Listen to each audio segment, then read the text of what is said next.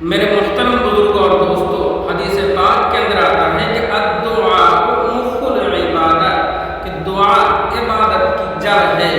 عبادت کی مغز دعا ہے۔ انسان دنیا کے اندر کوئی کام کرتا ہے، صبح جاتا ہے کام پہ، شام کو جب وہ کام سے چھوٹنے لگتا ہے، اس کے بعد جب اس کو مزدوری دی جاتی ہے تو ان کے چہرے پہ ایک نکھار، خوبصورتی پیدا ہوتی ہے خوشی سے۔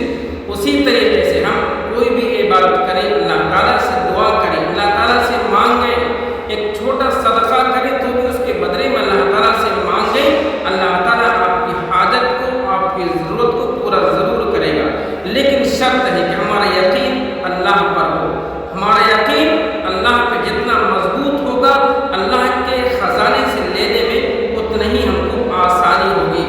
دنیا کے اندر میرے دوستوں دیکھتے ہیں کہ ایک چھوٹا بچہ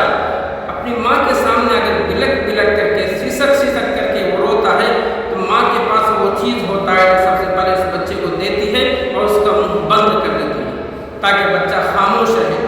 اللہ تعالیٰ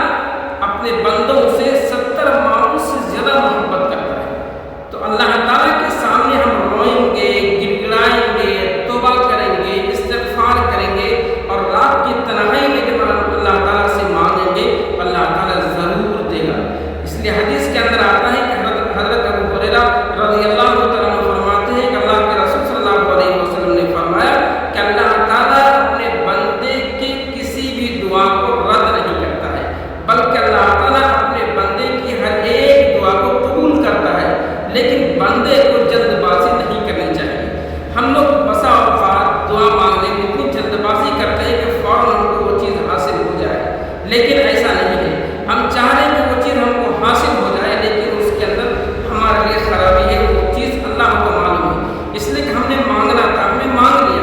مگر اس کے اندر خرابی ہے یا اچھائی ہے، فائدہ ہے یا نقصان ہے، وہ اللہ تعالیٰ کو معلوم ہے۔ اللہ تعالیٰ جب اپنے بندے کو دیتا ہے تو اس چیز کو پہلے محسوس کر لیتا ہے، اس کے بعد اللہ تعالیٰ اپنے بندے کو وہ چیز عطا کرتا ہے۔ اس لیے میرے دوستوں، ہمیشہ ہم دنیا والوں کے سامنے بہت جلدی سے ہم پھیلا کے مانگنے لگتے ہیں، مگر میرا مالک جو دیتا ہے تو بولتا نہیں ہے، اس سے ہم لوگ مانگنے میں شرم محسوس کرتے ہیں، یہ بالکل غلط ہے۔